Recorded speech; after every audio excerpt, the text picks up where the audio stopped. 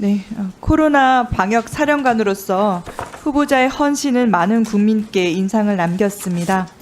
하지만 이번 청문회를 앞두고 제기된 각종 의혹에 대해서 후보자는 청문회에서 답하겠다는 말만 반복해 왔습니다. 이미 드러난 의혹들만으로도 국민 눈높이에는 한참 못 미칩니다. 이 자리에서 국민께 사과할 의향 있으십니까? 네, 창해 에탄올 주식은 당시에는 몰랐지만 제가 다른 질문을 해야 돼서 네. 그 부분 사과할 네, 의향이 네, 네. 있으신지 여쭙습니다. 끝나고 말씀드리겠습니다. 네, 보도에 따르면 후보자는 새 정부 출범 후에 장관 후보로 검증을 받았지만 남편 문제로 낙마설이 제기된 바가 있습니다. 그런데 이후에 국민 추천제 형식을 통해 다시 지명이 됐습니다. 후보자는 지난 대선에서 민주당 총괄 선대본부장으로서 정치색이 뚜렷한 인사시다 보니 국민을 내세운 코드 인사 아니냐는 비판이 있습니다. 장관은 댓글을 순서로 뽑는 자리가 아닙니다. 국민의 삶을 책임지는 자리인 만큼 임명 과정 하나하나가 신뢰를 얻는 절차여야 하는 것을 명심하고 답변해 주시기 바라겠습니다. 코로나19 확산 당시에 그 대형병영 간호병동은 감염 취약구역으로 분류돼서 가족조차 PCR 음성 확인 없이는 출입이 불가능했습니다. 당시 질병청장이셨던 후보자께서는 그 방역 지침의 중요성과 민감성을 누구보다도 잘 알고 계실 것이라 생각합니다. 방역 지침은 모든 국민에게 예외 없이 적용돼야 합니까? 합니다. 맞습니까? 네, 예외 없이 적용이 필요합니다. 네. 그런데 언론 보도에 따르면 2023년 7월 국회 보건복지위원이었던 강선우 의원이 서울의 한 대형병원 방문해서 간호사들의 제지에도 불구하고 나 국회의원이다. 보건복지위원이라 이 병원 잘한다. 는 취지로 소란을 피운 뒤 PCR 검사 없이 신속 한원 검사만으로 병동에 출입한 것으로 전해졌습니다. 당시 일반 국민은 PCR 음성 확인서 없으면 가족 면회조차 할 수 없던 상황이었습니다. 국회의원이라고 해서 예외가 있어서는 안 되겠죠. 네, 그렇습니다.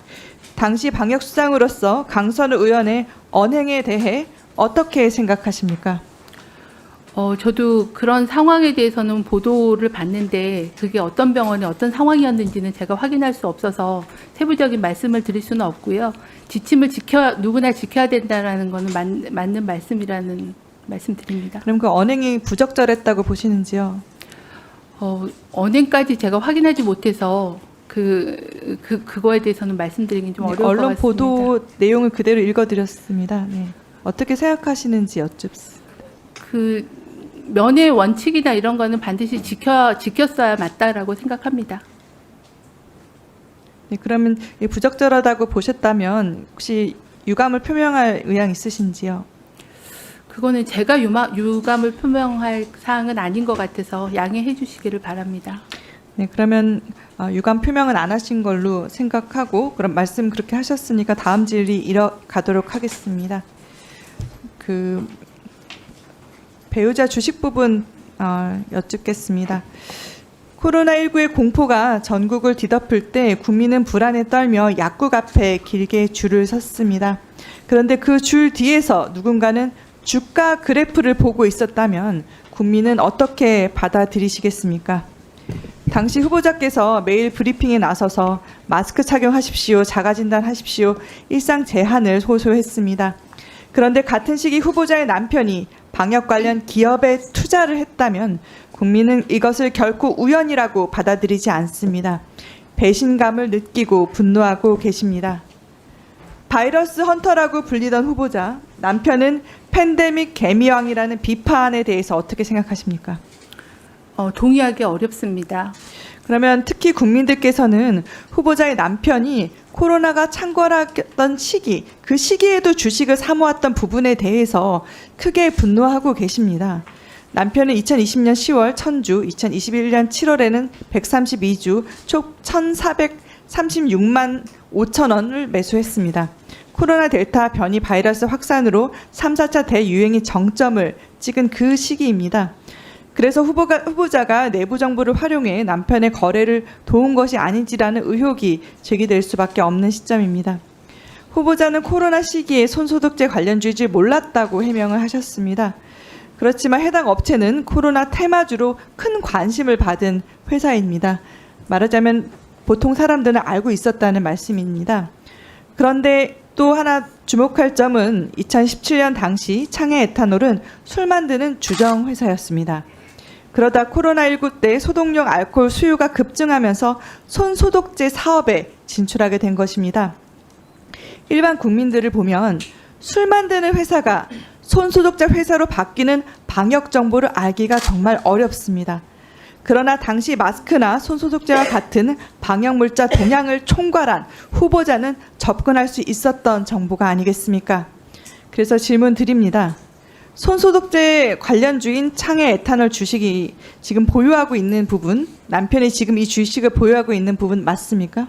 네, 현재도 보유하고 있습니다. 네, 그럼 지금이라도 주식을 매도하던지 그게 아니라면 직무 관련성 심사라도 다시 받으셔야 되는 거 아니겠습니까? 네, 복지부 장관에 취임하게 되면 직무가 바뀌기 때문에 당연히 직무 관련성 심사를 받게 되고요. 네. 관련이 있다고 하면 당연히 매도해야 된다고 생각을 합니다. 네, 그렇죠. 직무 관련성 부분이 있는 회사로 보입니다. 네. 후보자는 남편이 보유한 창해 에탄올 주식에 대해서 직무 관련성 심사를 2017년에 받았다고 해명을 했습니다. 2020년 질병청장으로 임명된 후에 창해 에탄올 주식 심사 안 받으셨다고 하셨습니다. 맞습니까?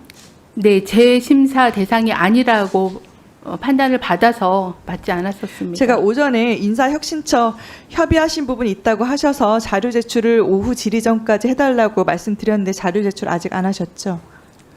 아마 질병관리청으로부터 자료를 받고 있어서 신속하게 제출하도록 하겠습니다.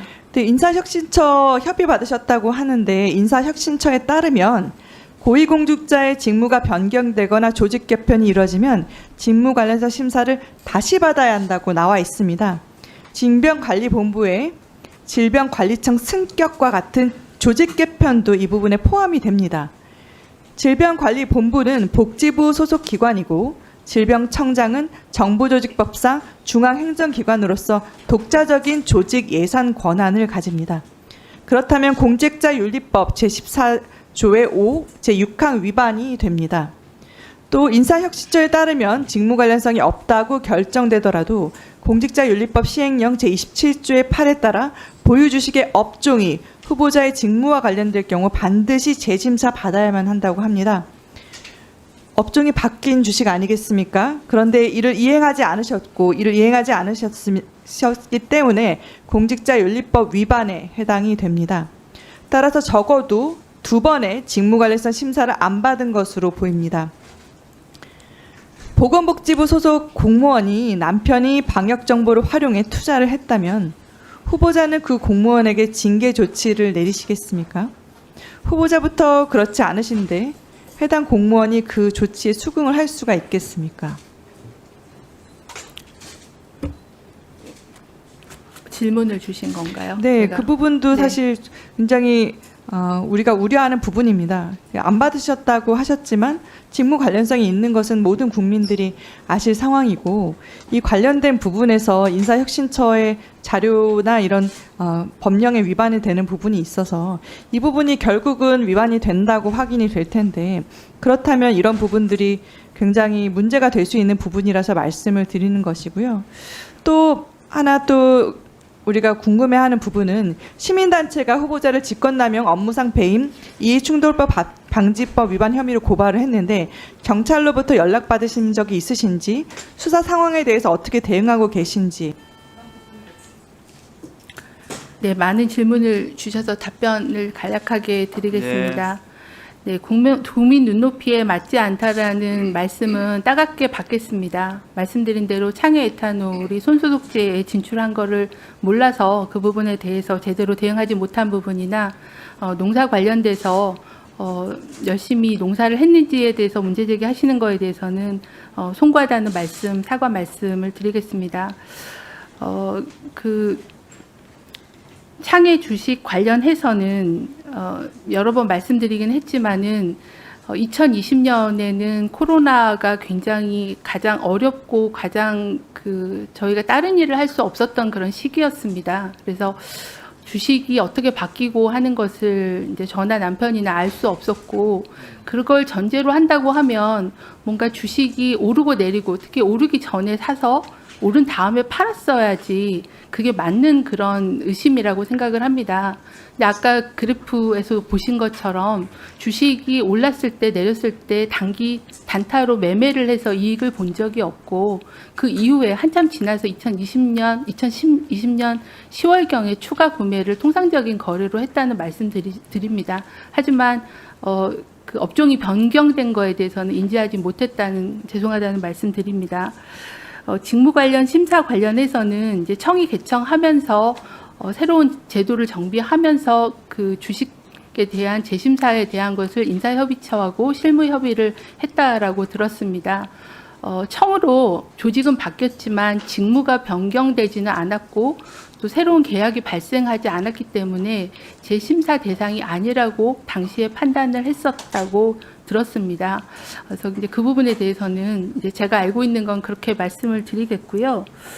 그리고 그 업종이 바뀌었는데도 재심사를 안 받은 게 아니라 업종이 변경된 사실을 저나 아니면 저희 조직에서도 그런 부분들을 파악할 수는 없었는데, 그 부분에 대해서는 좀 더 확인이 될 필요가 있다라고 말씀을 드리겠습니다. 네, 마치셨죠? 다음은 장종태 의원님.